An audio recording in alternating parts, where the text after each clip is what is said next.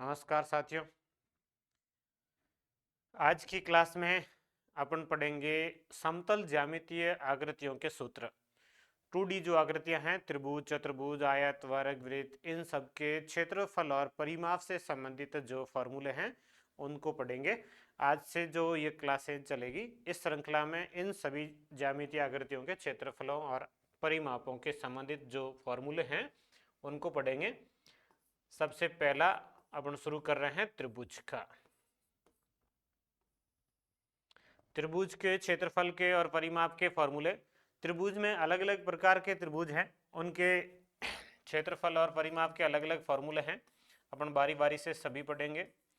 पहला पढ़ते हैं समबाहु त्रिभुज। समबाहु त्रिभुज मतलब ऐसा त्रिभुज जिसकी तीनों भुजाएं बराबर हो, प्रत्येक भुजा की लंबाई बराबर। भुजा की लंबाई को ए लिखा जाता है। यह समबाहु त्रिभुज है और इसका प्रत्येक कोण जो होता है वो 60 डिग्री का होता है। तीनों कोण बराबर होते हैं, तीनों भुजाएं बराबर होती है और ऐसा त्रिभुज समबाहु त्रिभुज कहलाता है। समबाहु त्रिभुज की भुजा ए, तो इसमें सबसे पहला फॉर्मूला बनता है परिमाप का। समबाहु त्रिभुज का परिमाप होता है 3 गुणा भुजा। दूसरा बनता है समबाहु त्रिभुज का क्षेत्रफल। क्षेत्रफल का फॉर्मूला बनता है √3/4 गुणा भुजा स्क्वायर। ये समबाहु त्रिभुज के क्षेत्रफल का और ये समबाहु त्रिभुज के परिमाप का। परिमाप 3 गुणा भुजा, क्षेत्रफल √3/4 गुणा भुजा स्क्वायर। तीसरा बनता है समबाहु त्रिभुज की ऊंचाई। समबाहु त्रिभुज में ऊंचाई और लंब और माध्यिका, ये सारे एक ही होते हैं। ऊंचाई, लंब, माध्यिका, ये समबाहु त्रिभुज के लिए एक ही होते हैं और इसका फॉर्मूला होता है √3/2 गुणा भुजा। समबाहु त्रिभुज की ऊंचाई, लंब या माध्यिका का फॉर्मूला है √3/2 गुणा भुजा। ये समबाहु त्रिभुज के 3 फॉर्मूले हैं, परिमाप का, क्षेत्रफल का, ऊंचाई, लंब और माध्यिका का। इसके बाद में 2 फॉर्मूले और बनते हैं इसमें समबाहु त्रिभुज में। एक बनता है अंतःवृत्त की त्रिज्या का, अंतःवृत्त की त्रिज्या स्मॉल आर।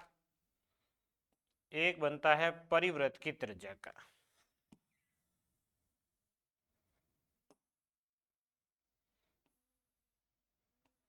ये कोई समबाहु त्रिभुज है, इसके बाहर वृत्त है।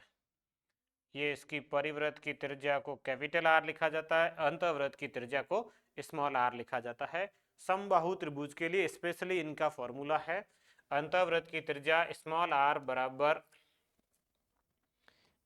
a/2√3। यह समबाहु त्रिभुज के लिए अंतःवृत्त की त्रिज्या का फॉर्मूला है।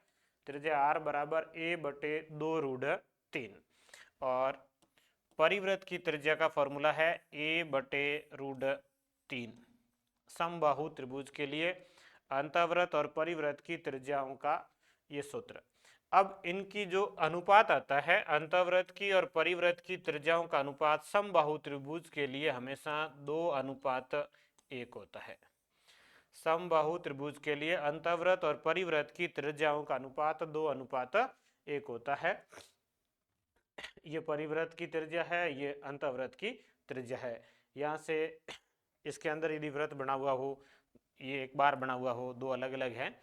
और वैसे इसी त्रिभुज में अपन यदि बार अंदर दोनों ही वृत्त बनाएं कि यदि अंदर वृत्त है तो ये इसकी त्रिज्या जो होगी वो होगी स्मॉल आर और ये त्रिज्या होगी वो कैपिटल आर। और ये एक माध्यिका है और वो माध्यिका केंद्रक पर 2:1 में विभाजित होती है। ऊपर का भाग 2 और इसका भाग 1।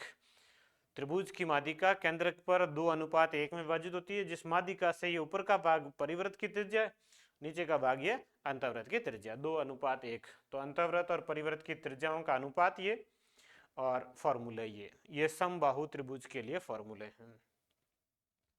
इसके बाद आता है समद्विबाहु त्रिभुज।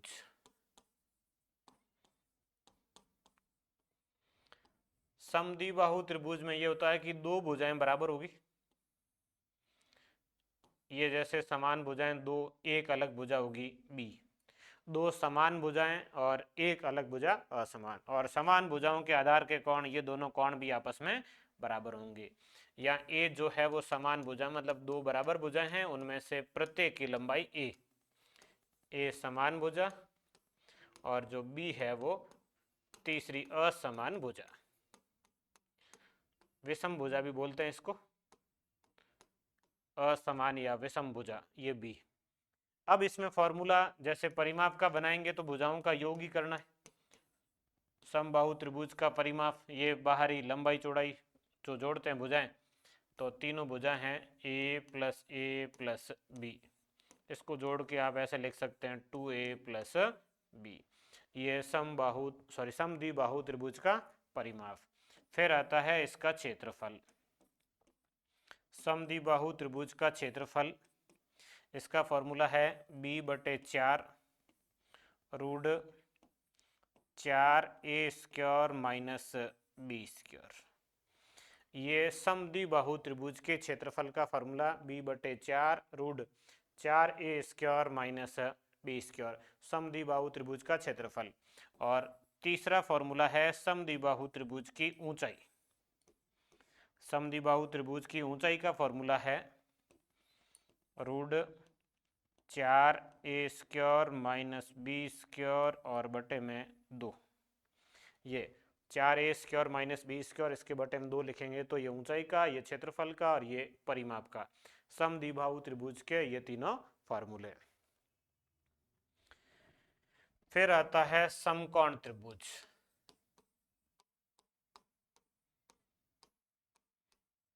समकोण त्रिभुज में एक कोण समकोण होता है, मतलब 90 डिग्री का होता है। समकोण के सामने की भुजा को कर्ण बोला जाता है। शेष में एक आधार और एक लंब। समकोण त्रिभुज में क्षेत्रफल, परिमाप और इनके फॉर्मूलों के अलावा एक चीज और आपको पढ़नी होती है, वैसे ये ज्यामिति थ्योरम है, ज्यामिति में पढ़ेंगे, पाइथागोरस प्रमेय। पाइथागोरस प्रमेय या इसका दूसरा नाम है बोधायन प्रमेय। पाइथागोरस प्रमेय या बोधायन प्रमेय।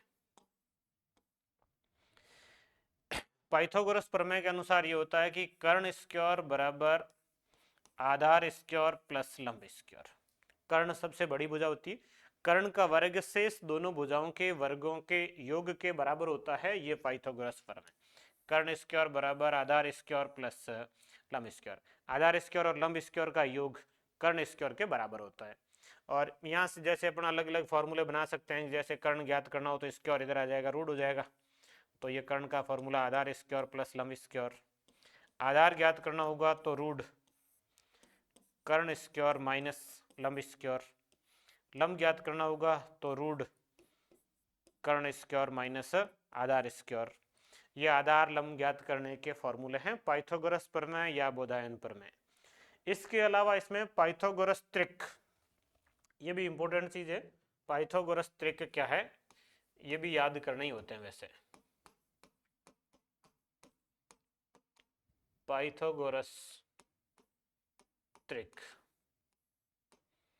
पाइथागोरस त्रिक मतलब तीन भुजाओं के ऐसे सेट जो एक समकोण त्रिभुज को दर्शाते हैं, उसमें 3, 4, 5 ये सबसे छोटा पाइथागोरस त्रिक है।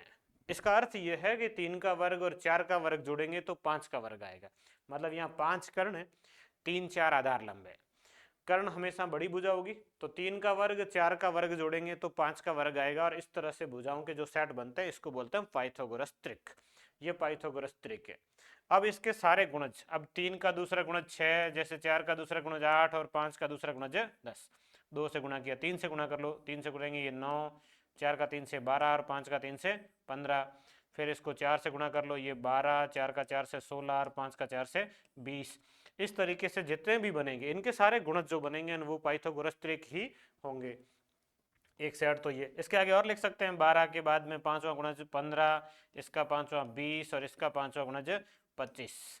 आगे और लिख सकते हैं 18, 24 और 30। ये सारे पाइथागोरस त्रिक हैं, इसके जो गुणज चलेंगे वो। इसके बाद दूसरा सेट आता है 12, 5, 13 का। अब इसके गुणज भी चलेंगे, 12 का दूसरा गुणज 24, 5 का दूसरा गुणज 10 और 13 का दूसरा गुणज 26।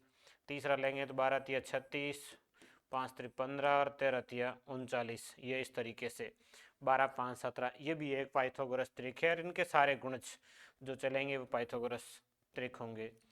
इसके बाद में 15 8 17, ये भी एक पाइथागोरस त्रिक है। दूसरा गुणज लेंगे 30, 8 का दूसरा गुणज 16, 17 का दूसरा गुणज 34। आप तीसरा गुणज भी ले सकते हैं इस तरीके से। ये आ जाएगा 15 30 45, 8 16 24, 17 34, 17 तिया 51। तो ये इस तरीके से इसके भी आगे गुणज होंगे। इसके अलावा अगला आता है 24 7 25, ये भी एक पाइथागोरस त्रिक है। इसके भी गुणज ले सकते हैं। 24 का दूसरा गुणज 48, 7 का 14, 25 का 50। आगे और भी लिख सकते हैं। इसके अलावा आता है 20 21 29, 20 का वर्ग ने 21 का वर्ग जोड़ेंगे तो 29 का, 20 का वर्ग होता है 400, 21 का 441, ये हो जाएंगे 841। किसका वर्ग होता है? 29 का। तो ये भी एक पाइथागोरस त्रिक है। इसके भी आगे गुणज ले सकते हैं आप। 20 का दूसरा गुणज 40, 21 का 42 और 29 का 58। 40 42 58, ये भी एक पाइथागोरस त्रिक है। 20 21 29, ये पाइथागोरस त्रिक है। इसके अलावा 40 9 41, ये भी एक पाइथागोरस त्रिक है। 40 का वर्ग 9 का वर्ग जोड़ेंगे तो 41 का वर्ग आएगा। ये कुछ पाइथागोरस त्रिक हैं जिनको मतलब याद कर लिया जाए तो बेहतर रहता है कि ये पाइथागोरस त्रिक अपने को याद हो जाए तो बेहतर है। जिसमें आपको याद तो यही करना होता है, एक ये इसके सारे गुणज, फिर ये इसके सारे गुणज, तीसरा ये इसके सारे गुणज, चौथा ये इसके गुणज और पांचवा ये और छठा ये और बाकी सारे इनके गुणज ही है। तो ये मैन है जो पाइथागोरस त्रिक जो आपको याद करने की आवश्यकता रहती है। अब अपन पढ़ते हैं समकोण त्रिभुज के फॉर्मूले। समकोण त्रिभुज में कौन कौन से फॉर्मूले हैं? ये कर्ण, ये आधार, ये लंब। लंब या ऊंचाई एक ही बात है। और इसमें फॉर्मूला सबसे पहले क्षेत्रफल का। समकोण त्रिभुज का क्षेत्रफल 1/2 आधार गुणा लंब या ऊंचाई। लंब या ऊंचाई एक ही होता है समकोण त्रिभुज में। तो ये क्षेत्रफल बराबर 1/2 आधार गुणा लंब। और परिमाप का इसमें कोई फॉर्मूला नहीं है, तीनों भुजाओं को जोड़ के लिखना होता है। तीनों भुजाएं जैसे आधार प्लस लंब प्लस कर्ण, ये तीनों भुजाएं जोड़ के ना परिमाप ज्ञात कर सकते हैं।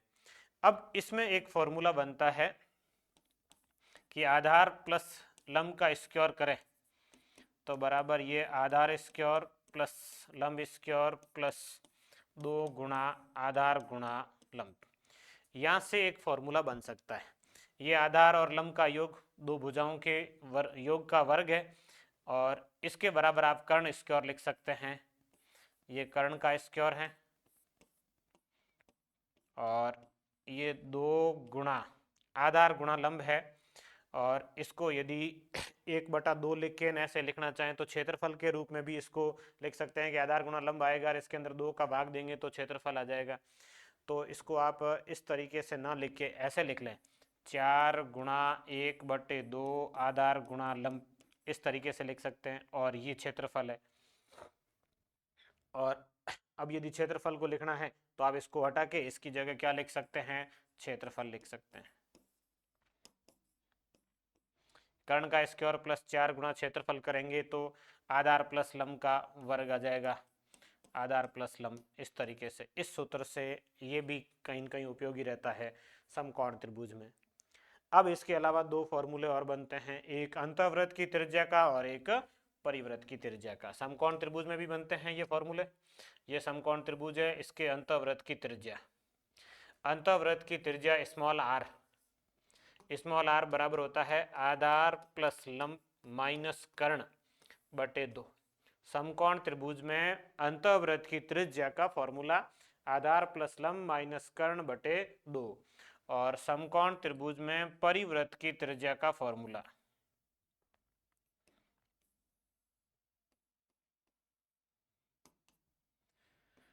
परिवृत्त की त्रिज्या ये आर, कैपिटल आर, जो यहाँ से ये वृत्त का केंद्र है, और थोड़ा सा चित्र सही नहीं बना है, इसको एक बार आप वापस बना लेते हैं। ये सर्किल है, इसके अंदर यदि समकोण त्रिभुज बनेगा तो इस तरीके से बनेगा।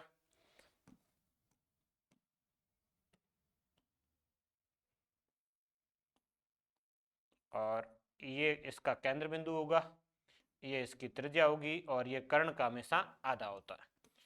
तो समकोण त्रिभुज में परिवृत्त की त्रिज्या r बराबर कर्ण बटे 2। समकोण त्रिभुज में हमेशा जो परिवृत्त की त्रिज्या होती है वो कर्ण की आधी होती है। ये अंतःवृत्त और परिवृत्त की त्रिज्या का फॉर्मूला, तो ये समकोण त्रिभुज का है। इसके बाद आता है समकोण समद्विबाहु त्रिभुज। समकोण